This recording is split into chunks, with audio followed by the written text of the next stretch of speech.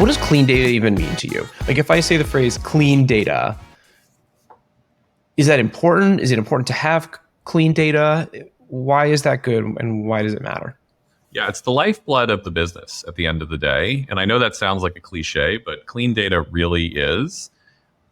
What clean data means to me is that it makes sense. It all hangs together. So if you think about a data set that is a bunch of addresses, well, the cities that are listed in various rows need to all be parts of the states that they are listed next to. Those states need to all be actually parts of the countries that they are listed next to. And when you have, New Jersey as an example listed, it should always be capitalized in exactly the same way, right? Not slight variations on things. It shouldn't say like USA, U dot, S dot, A dot, all of those things. Because those are the sorts of things which honestly elongate and make very difficult the process of asking questions of the business. I have been part of any number of data and analytical teams where somebody comes to you and you say, I want to know X. And I think this is really straightforward to get because of Y, some sort of like business question. And then the analyst pulls it, takes it away and says, okay, this makes sense. But they know that because they're part of an organization that does not value this, they're going to have to spend the first half of the project just getting the data set to the point where they can actually analyze it.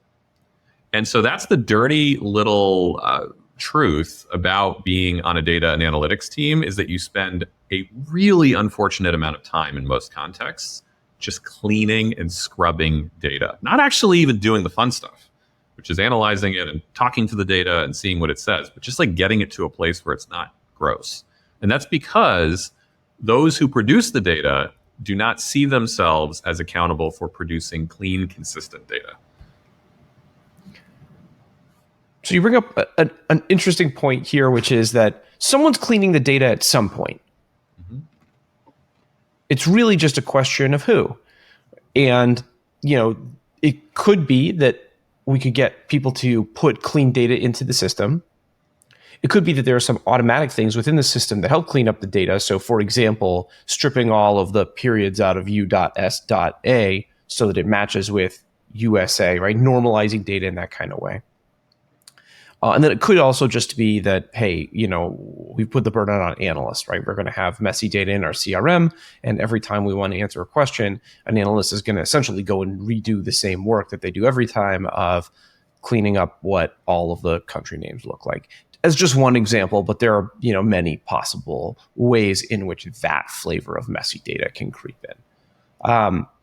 Is there one of those ways that's better than the others? How do you think about these three things together, these three possibilities?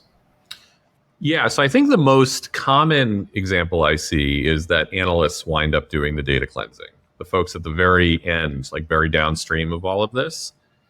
The challenge with that is multifold. So the first problem with that is that a data analyst, if you're lucky, you have that capacity on the revenue operations team, but most people don't, and they will look to a data team or something, or maybe a finance team or something like that.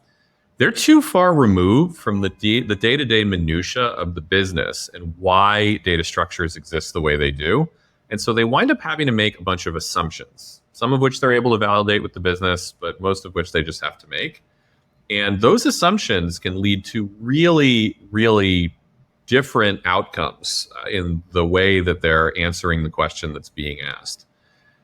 So in my experience, it's actually a self-preservation issue, right? If I want other consumers to be able to take the data that we produce and do things that are not damaging with that data, I need to make sure it's as squeaky clean as possible, because they're always going to have to understand the business, right? So like a data analyst on a data team needs to know the difference between an account executive and an SDR, and the difference between recurring revenue and a sales qualified opportunity, and those sorts of things.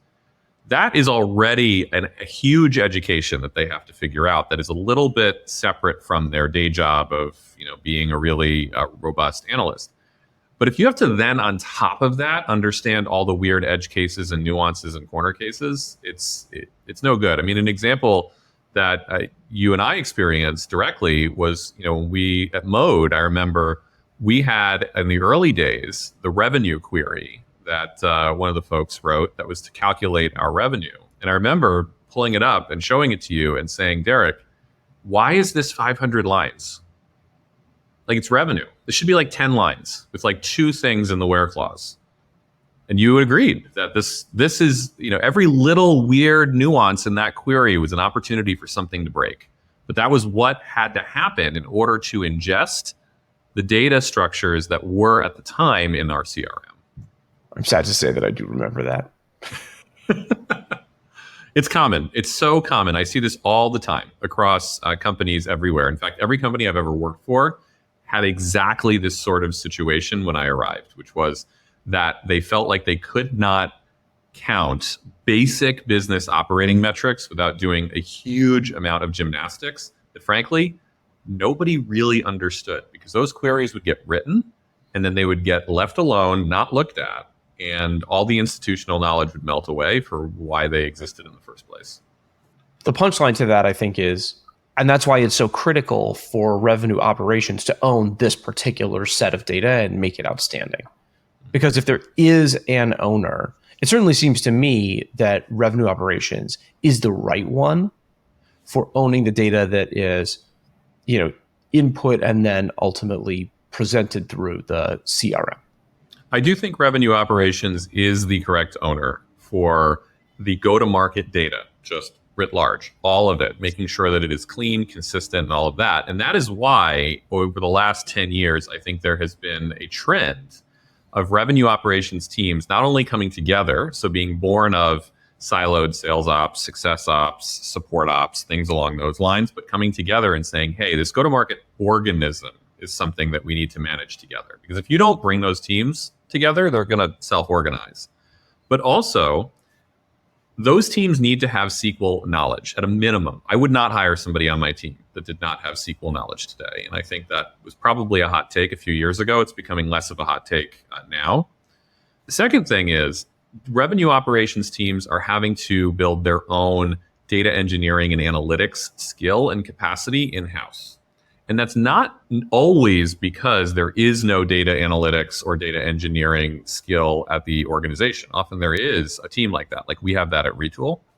But we can be such better partners to that team if we show up as good customers for them and not as totally ignorant customers for them. So as an example, everybody on my team, including myself, we have licenses to dbt Cloud. We commit to our dbt analytics repos. We understand the stack, how all the data flows together, because we need to understand what's going to happen with our data in order to make really good decisions about how we model and construct our data upstream. So we're very tight with our data analytics team and our data engineering team. And it's important that we also have our own access to those tools. So we use Polytomic as an example right now, which is our reverse ETL vendor that helps us connect all kinds of data to all kinds of places. But we use it, not just our data team. The data team uses it to move bits around and handle a bunch of ETL type jobs. We actually have our own space inside of our data warehouse and our own set of several hundred Polytomic jobs that manage our housekeeping. So whether it's data prep, data cleanliness, moving things between our own systems, or handling how things move into our broader analytics stack. And that's super important for us because we need to be able to move quickly and we need to be able to manage the 42 systems that are under our umbrella.